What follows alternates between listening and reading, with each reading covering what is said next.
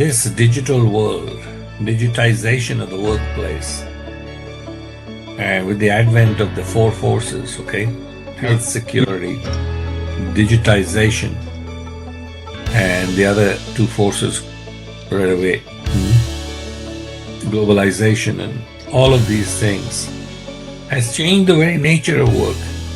Work, going to work, the word going to work doesn't exist anymore.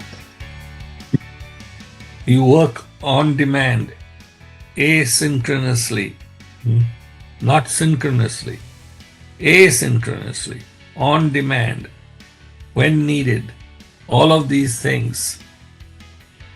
And digitization, public health crisis, demographic changes has caused uprooted the very foundations of how work gets done. That's the fourth generation. That's the fourth phase of the Industrial Revolution. It's the digital revolution of the nature. Technology has become an integral part of the work. So as such, just like in the first three phases, the employer-employee relationship needs a complete redo, a completely different paradigm, okay? And that's what our book is all about. The functional approach to HR is not relevant today in the digital world.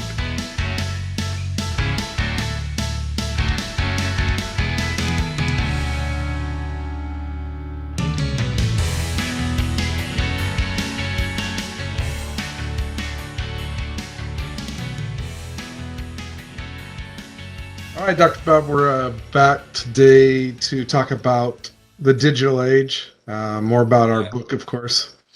The four phases of the Industrial Revolution, huh? Yeah. I have to tell you a story, Bill. A few years ago, was in Oxford University for a summer seminar. And as part of the seminar, they took us to a place called Irons Bridge. Irons Bridge. It's in near Birmingham, England.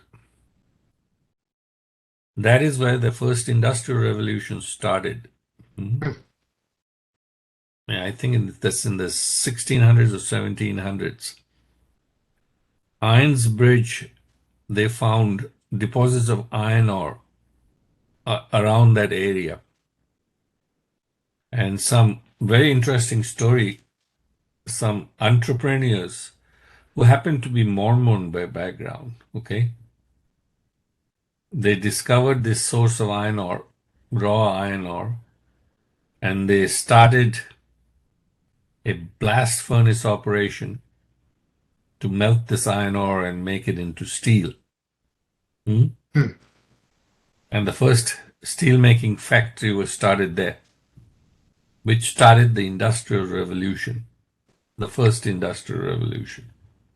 That is the birthplace of the first Industrial Revolution, when rural workers, previously farm workers and rural workers, started coming into these cities. Birmingham was a steel city.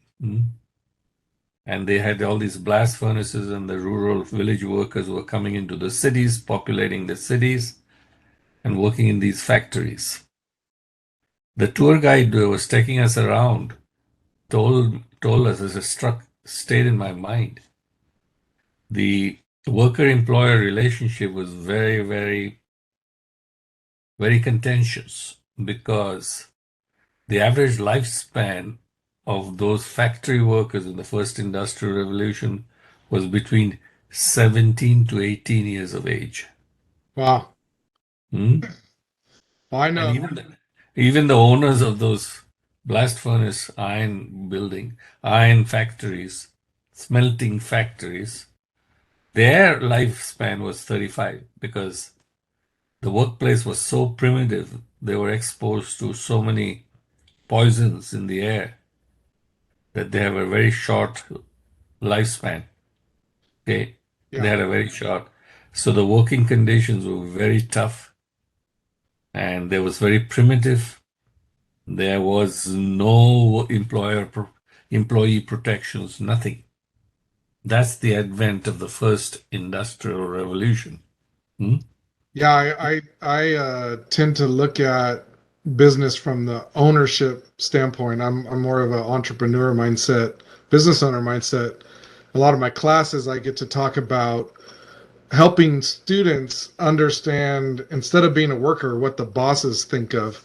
Where you've had quite a career in HR where you think of the worker perspective. So I think it's a cool partnership that you and I have because I'm thinking when you told that story that this whoever discovered this iron ore is going, oh my gosh, we could make so much more. We could produce so much more. We talked Exactly. about in the previous video about productivity. Oh my gosh, I could do so much more. I just need, I can't do it myself. I'm going to have to hire somebody. Maybe I ask my neighbor to help me out, or eventually they come up with this idea of hiring people, hiring workers, and it revolutionizes the business, the production productivity, right? What you're saying here. Yeah, that's where the first industrial revolution started. In these irons, what they did, they smelted this iron ore and into make it into steel. And there is a bridge there that is completely made of iron, hmm, which is from these early factories. Yeah. What happened is there were no worker protections, as I just told you. The worker lifespan, the workplace was so unhealthy that they had a very 16 to 70-year lifespan, the average worker, and primitive conditions. Every day, 12 hours a day in front of a blast furnace. So that's the start of the Industrial Revolution, late 1700s, early 1800s. This picture doesn't make it look like it was very tough. This you Yeah, got this is a women in mild picture. dresses and You should put a picture of Ironsbridge. of, all right, I will. They have a museum there, by the way, of the early factory when the Industrial Revolution. This changed society a lot because, as I said, these factories started coming up, primitive factories though, and they were paying better than subsistence wages, so masses of people moved from rural areas, village areas to the cities to take these jobs. And there was supply of labor was so high that the employers could hire and fire at willy-nilly and not provide any protections for the workers. That's how the Industrial Revolution started. Then we moved into the second phase, okay? If you put There's the your second, Iron Bridge, the birthplace of the Industrial Revolution. see, So there's a website here, timetravel.britain.com/articles/town/Iron Bridge. And this tells person, you the whole story. whole Mhm. story right there. Yeah. And now put the second Industrial Revolution on so Yep. we can talk about that. That was the period was Yeah. 1800s to 1900. Masses of railroad, all these factory made goods had to be transported. So railroads grew, mass transportation. Thomas Edison, Henry Ford, these guys, man, from a business standpoint, we talk about these heroes of the assembly line, the Industrial Revolution, that the amount of things that we could produce now, electricity, it just changed people's lives comparatively, right? So this was, I think a lot of times people think of this combined with what we were previously talking about as the Industrial Revolution. But really, this time period changed things dramatically, right? The yeah, transportation of goods, you could really get supplies in now and supply lines. Um, This So exploded again. there's another fascinating story in this period. Okay, the two absolute brains, innovators, creators, were Thomas Edison and Nikola Tesla. Right? Yes. Tesla, I think, was associated with Westinghouse Corporation, and Thomas Edison with General Electric. There was an issue, and I'm not totally sure about this myself. There was a rivalry between AC and DC, Yeah. alternative currents, and whatever the D stands for, okay? Direct current. And these two guys there's a fascinating book about these two. These two guys were fighting each other on patents and etc. But the sum total of it, their advent of their work brought in electricity into the picture, right? Yeah. Which changed everything. Okay. The factory became electric. There's a movie in 2017 with Benedict Cumberbatch called The Current War. Current War. And it's about what you're talking about, the fight between Tesla and Edison. Yeah. If people wanted to see that. Interesting. That they ushered in the second industrial revolution, which is ushered in by the advent of electricity, right? Right. And AC/DC. That's the second industrial revolution. Now, how did the worker relations happen there? What was that like? We started seeing management be brought into this now? It was still primitive. The worker-employer relationships were still primitive. Unions hadn't started that much at all during that period. And it was all up to the employer as to what the worker got, and which was very little. Okay. Yeah. And it was the era of invention and less of concern for the employee. Mm. Yeah, And I now, mean, probably there were some employers that thought, I can't wear these people out, or else I'm going to have to hire new people. Deaths are, you have empathy for the family, but also slows productivity, right? When you're having to rehire workers. So there may have been some thought to how do we create a sustainable workforce, for lack of a better term. But for sure, I don't think there was a real amount of care for the workers. yeah. And then the World War II started, and after the World War II, there was another inventor who changed everything, Henry Ford, when the automobile first came out. Hmm? Hmm. Yeah. And that was another paradigm shift in the nature of work. Hmm? Assembly lines, that's the third industrial revolution. Assembly lines, no, sorry, that was part of the second Or industrial the second, revolution. yeah, and cars were early 1900s, right? Not you said that after the World War II, but Yeah, early 1900s. early 1900s. And this was second industrial revolution was the early 1900s, Yeah, and unionization started first with Walter Reuther, okay, yeah, and AFL-CIO. AFL-CIO, they were both different labor organizations which merged later, okay, and but there was still a battle going on between labor and management, okay. yeah. I think from a management standpoint, you didn't the managers, the bosses didn't feel the workers had rights, and so this fighting the unions was a real fight. It was, the workers are never happy. Um, they want, if they want motivation, I pay them, don't I? If they don't want to do the work, then we'll find somebody else that will. And so the unions really had to fight this mentality.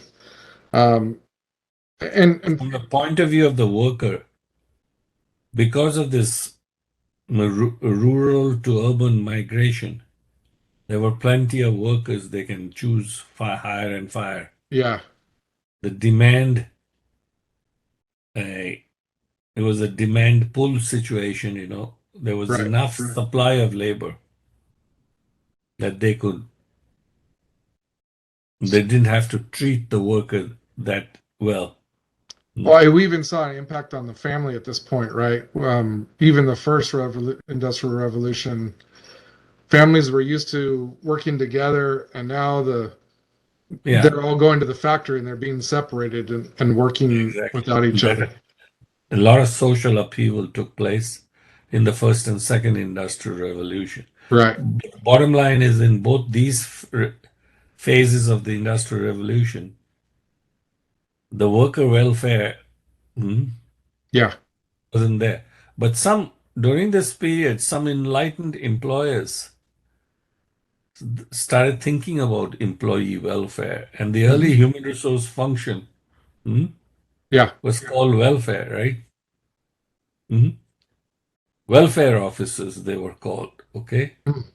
Where employers hired these welfare officers to represent workers and worry about their welfare, which is basically, why is it welfare? Because the worker need satisfaction was focused on the bottom of the Abraham Maslow's pyramid, okay? Yeah. Basically, sustenance, security, and physiological welfare. Right. So, the people management was in the bottom of was satisfying the bottom needs effectively, not none of the higher needs. Okay, Yeah. we were not concerned. There was no concern for employee engagement or satisfaction or motivation or morale or the individual human being who was the industrial worker. The employer had no concern about them as human beings. Yeah. Okay, And I think you even they were have just workers. in World War II, post World War II, even into the Cold War, you have this idea of communism versus capitalism. And of course, the business owners in America, the West, we feel like we have this power to be the individual. This is not a collective effort. This is my self actualization. How do I engineer or build my workforce so that I produce such an amazing benefit to society that I am elevated as a hero of my time, right? A titan of industry. And we see the third industrial revolution. You mentioned this in our first video about the personal computer and how all of a sudden this power is starting to be distributed. And so it's not just the very wealthy that can own a business, but you see small business owners taking advantage of the American dream, for example. But the now talking about the third phase, okay? Uh-huh. Let's talk about the third phase. You put up the third phase slide. Yeah. Just 1960s to mid 1990s. We have the sexual Yeah. revolution. We have, I understand. Let's go back to the second. okay, What has to be mentioned in the second is in the latter half of the second. Can you just Google and see when the Hawthorne studies were conducted? yes, It's Hawthorne 1930s or studies. 1940s. Just check on the Google. Hawthorne studies, Okay. when it was conducted Uh, by Elton Mayo. Studies began when engineering. So the Hawthorne effect was the result of it. Right. Trying to see when they were. But go ahead and make So I think your point. Elton Mayo was a Harvard academician who, for the first time in Henry Ford's assembly plants, mass production, which was the name of the thing and name of the initiative, right? Mass produce electric automobiles out of the assembly line. Produce, produce, produce. Effectiveness, production was the key thing at the expense of the worker. So Elton Mayo, which year? 1927 to 1932. During that period, he got Henry Ford to agree to do some experiments. Not Henry Ford, but the Western Electric Company. Okay. Mhm. And for the first time, Elton Mayo studied the effect of the worker on the workplace. Okay. Yeah, they're saying here Understanding the effect of the worker on the workplace. productivity of employees depends heavily upon the satisfaction of the employees in their work situation. Right. That concept Elton Mayo created in his Hawthorne experiments. I think the classic experiment was the lighting experiment in the help Mayo studies. They found that if they improved the lighting, not only did worker production and satisfaction go up, hmm, those people who didn't have elevated lighting in other departments, their satisfaction also went up. Hmm. Hmm. That's a very famous experiment in the Hawthorne studies. So there were So, people they're taking the worker's point of view, trying to help. Because when the worker understands the concept of productivity right. and maybe feels themselves as a partner of the owner, uh, we see increased productivity, right? When the workers and the employer are working together. The best way to say that for the Hawthorne studies first brought awareness, focus, and awareness to the fact that the worker is a human being Go figure. and hmm, Go figure, right? That they're actually human beings. they are human beings and they have psychological aspects of their lives and they bring that to the job. That was the first realization. Yeah, And along with Hawthorne studies and the rapid unionization, employers started paying attention to the worker. yeah. So we see That this. carried on till the 1960s. Yeah, when there's 1960, another revolution, right? yeah, the 1960s, because of the Vietnam War and the social consciousness in society, and also the advent of mass supercomputers and mainframe computers, okay, that changed the workplace a lot. Hmm? That changed. The computerization changed the workplace. Yeah, And we were slowly seeing the human side of the enterprise. That also during the 60s, Douglas McGregor wrote his book, The Human Side of the Enterprise, which is the psychological aspects of the worker,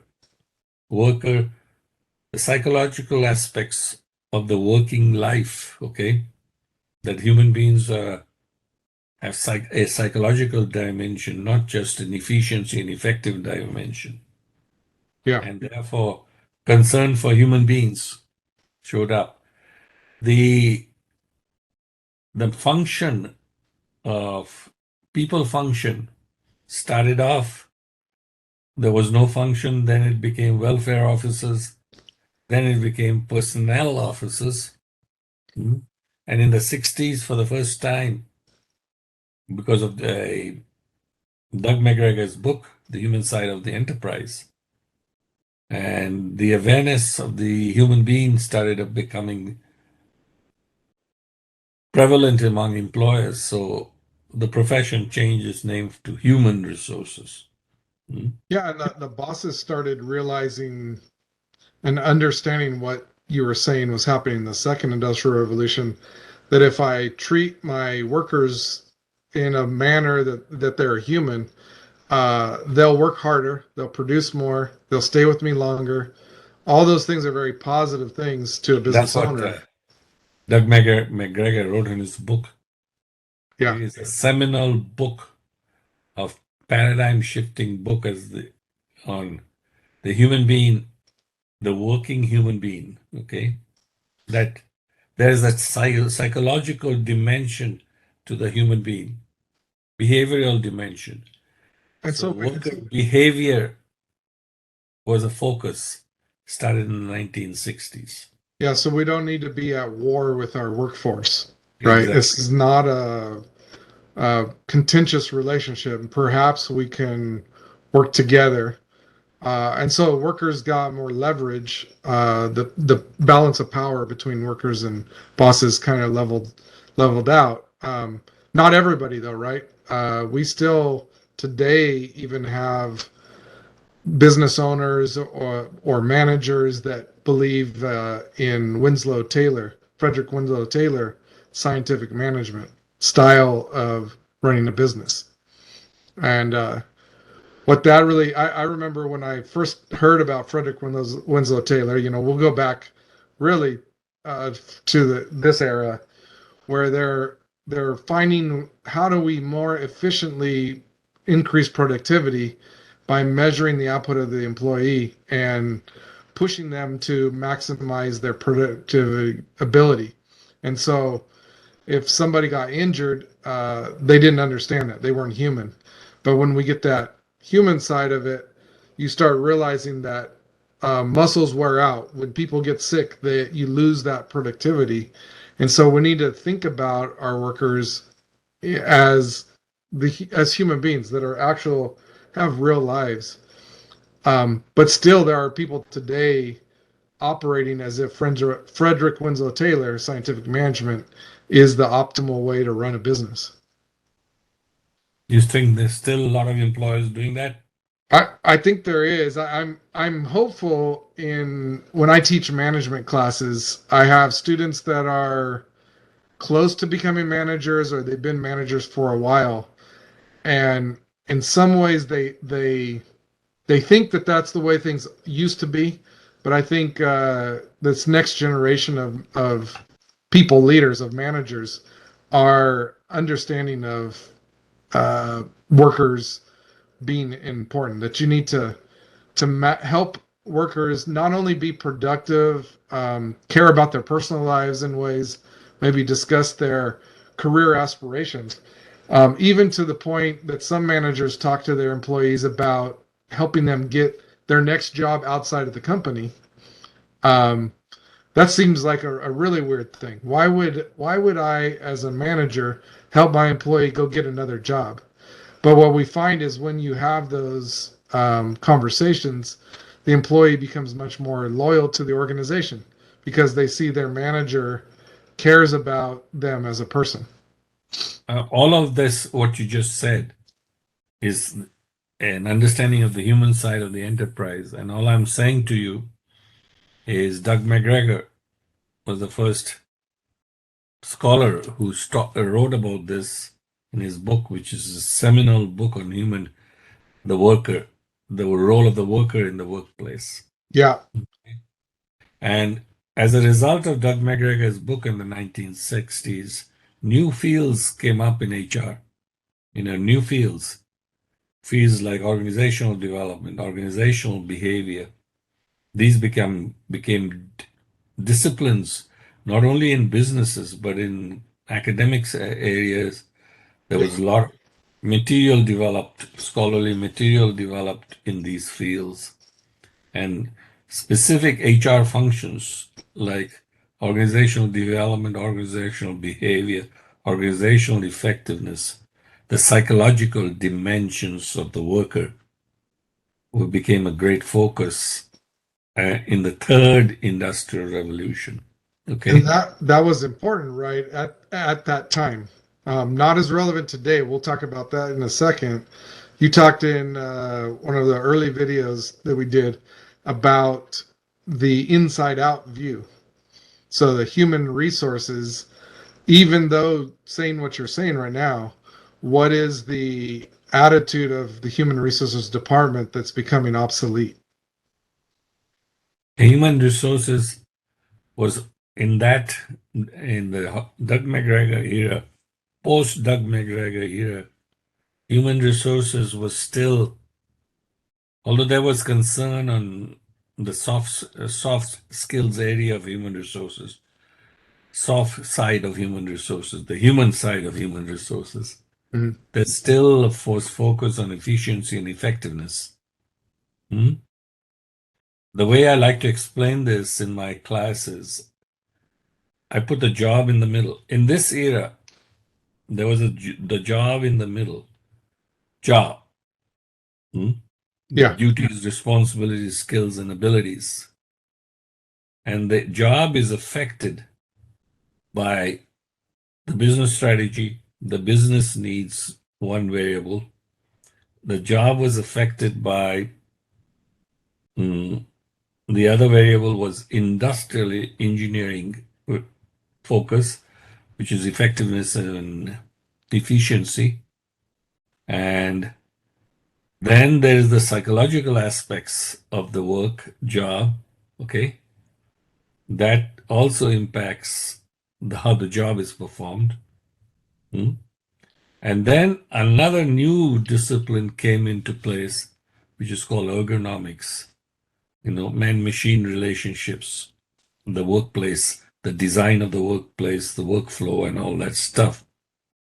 So during this period, the third industrial revolution, all of these new ideas, psychological dimension of work, ergonomic man-machine relationships, all of these factors started affecting how management looked at the job that the yeah. worker did.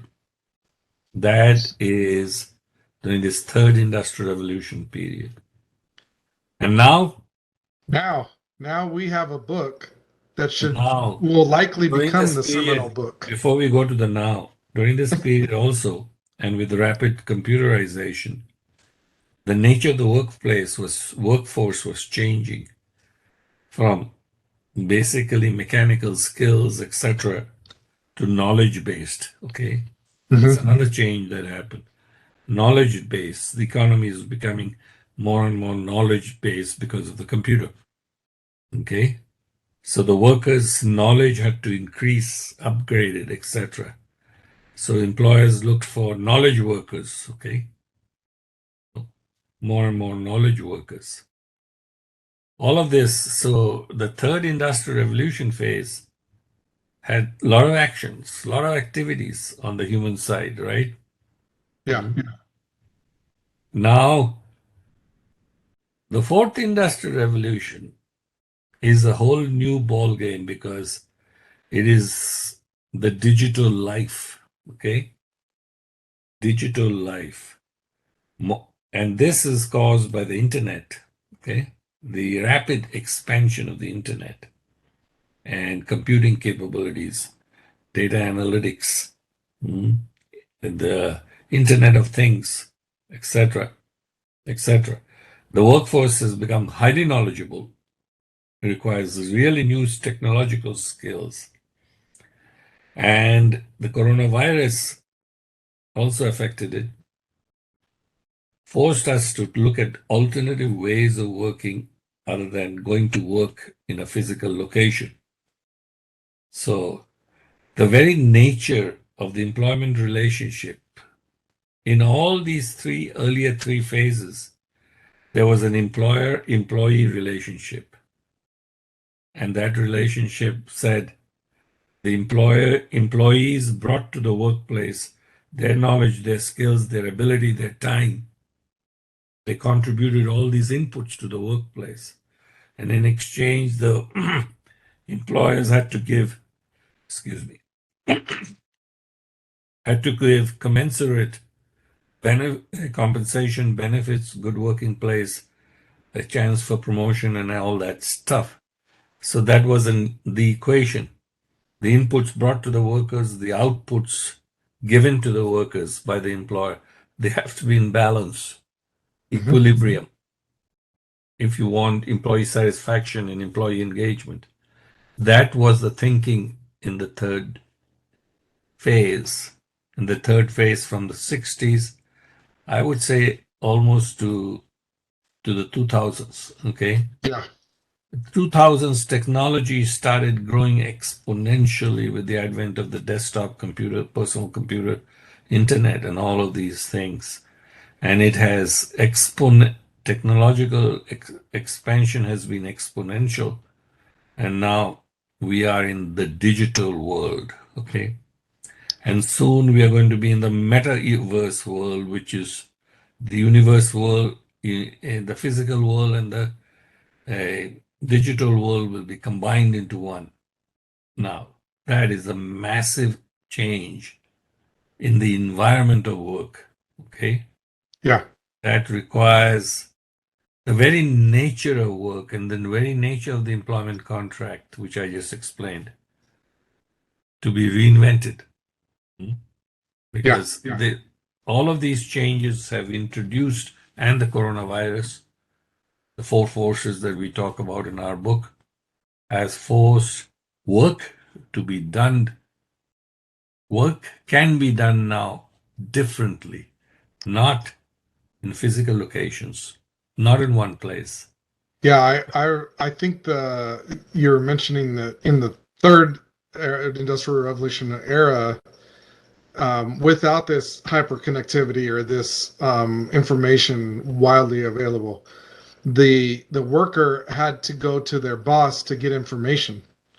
I need to be able to do this task, but I lack this information, and so that relationship between the worker and their boss was a power dynamics. You have something I need. I don't understand it. I need to come to you.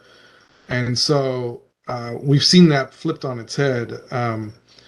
Workers have the information they need. They're now very self-reliant. They don't need their manager to give them tasks necessarily, but rather be a support structure. The worker themselves are the key to the productivity now. And they can do it from anywhere, like you said. You just described one dimension of the change. This digital world, digitization of the workplace, with the advent of the four forces, okay? Yeah. Health security, digitization, and the other two forces right away, globalization, and all of these things has changed the very nature of work. Work, going to work, the word going to work doesn't exist anymore. You work on demand, asynchronously, not synchronously, asynchronously, on demand, when needed. All of these things and digitization, public health crisis, demographic changes has uprooted the very foundations of how work gets done. That's the fourth generation. That's the fourth phase of the Industrial Revolution. It's the digital revolution of the nature. Technology is become a integral part of the work. So And as such, just like in the first three phases, the employer-employee relationship needs a complete redo, a complete different paradigm. Okay? And that's what our book is all about.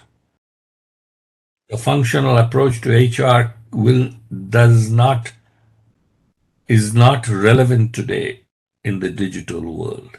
yeah, and HR has to be re-engineered, I see and that that is business owners are chasing lower turnover rates. They're frustrated by it. They measure their HR departments based on how can you keep people around.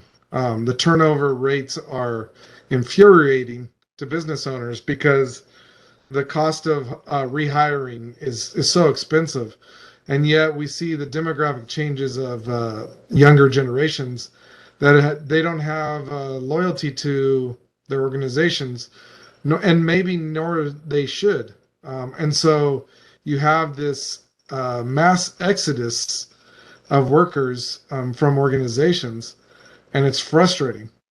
These HR departments are not keeping up with that. They don't have the solution to this. The point to make here, the big picture point to make here, that we described the three phases of the Industrial Revolution. In every phase, there was an inflection point. The first phase started with an inflection point, Iron Bridge. Second phase started with assembly line. Okay. Third phase with computerization. The fourth phase is ushered in by combining digital life and the physical life together. That is a major inflection point. Yeah. Point is the worker-employer relationship, employee-employer relationship. Because of this inflection point, the digitization has to be given re-engineered, has to be given a rethink, big time rethink. And that is what we are trying to do in this book. Yeah, we'll have future videos on those solutions. But really, the key point of today is that workers now today have tons of opportunities and options. Right? The Great Resignation is real, and people are moving around, and so employers are desperate to hire people. They don't have a mass amount of people lining up to do their jobs, so they're doing all they can to keep their workers, but the workers have the leverage now. They can go start their own business. They can become a YouTuber and make tons of money. And so we really have to focus. If you're a business owner, you want to keep your workforce around, you need to treat them right. Um, if you treat them right, they're going to treat the customers right as well. And you'll have a very sustainable business model. But if we neglect our workforce, they're not going to stick around. I think the way to help focus this point and the reason why our book, to dramatize this point, I was just this weekend watching a TV quiz show. And today, in that particular quiz show, there are six participants. And the host, the producers of the show, bring interesting people. Every weekend, the quiz shows every weekend. They bring interesting people in every episode. This episode, they brought in six people who are prominent figures who have become prominent and become wealthy because they have created a occupation, a profession, which is they are making big bucks with their internet presence. All Yeah, of these six people make big bucks not working for an employer,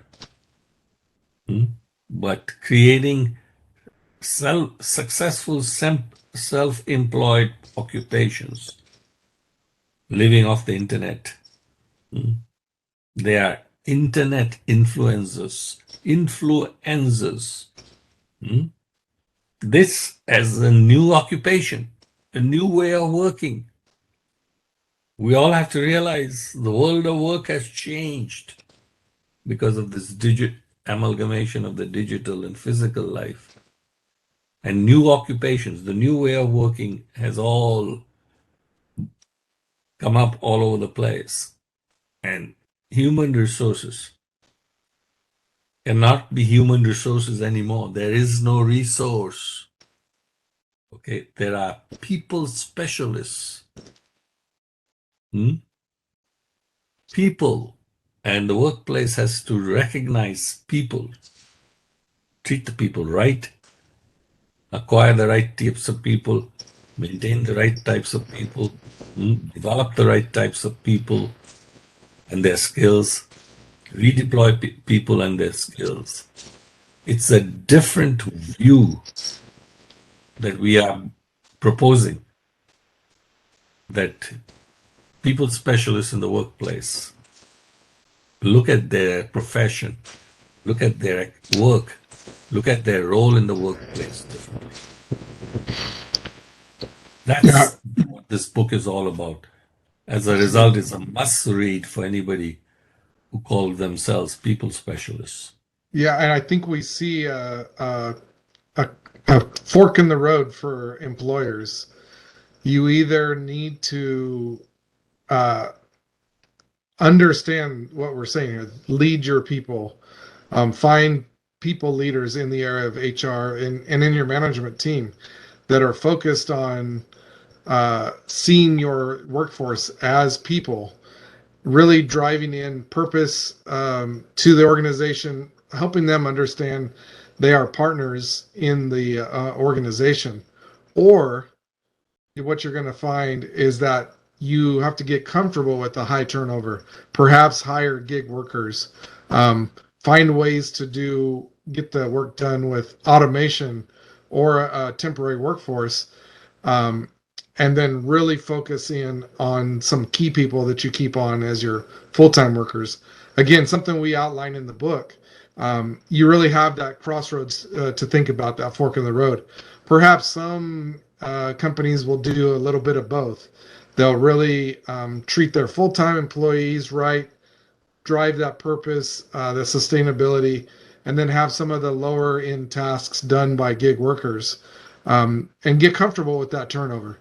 Get very fast at hiring. Automate your hiring processes. These are some of the secrets, tips that we give in our book as well. I think you said leadership. mm, In this new era, the digital era, mm, there is no, there is leadership. The word leadership has been attached to the word collaboration. Absolutely. There's no more a difference between a leader and a follower. The leader and follower are one.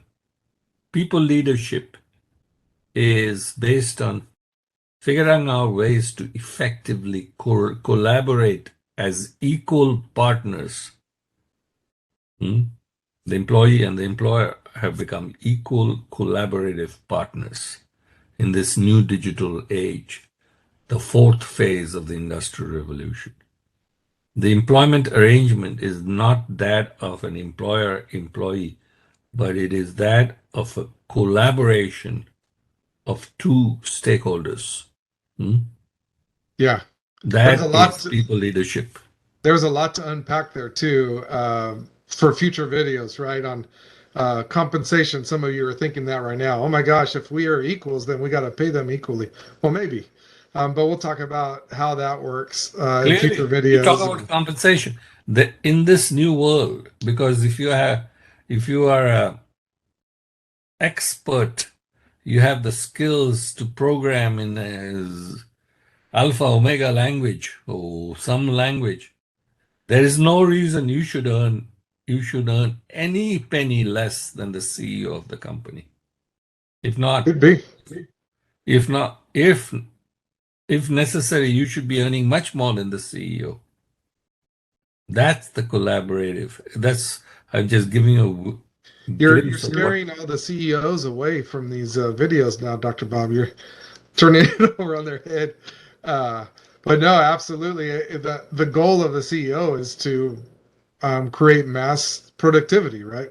They've got to move the organization forward into a sustainable and productive organization. And why not? Why not pay people that produce uh, that money to keep them around? Very Let me valuable. just give you another personal anecdote.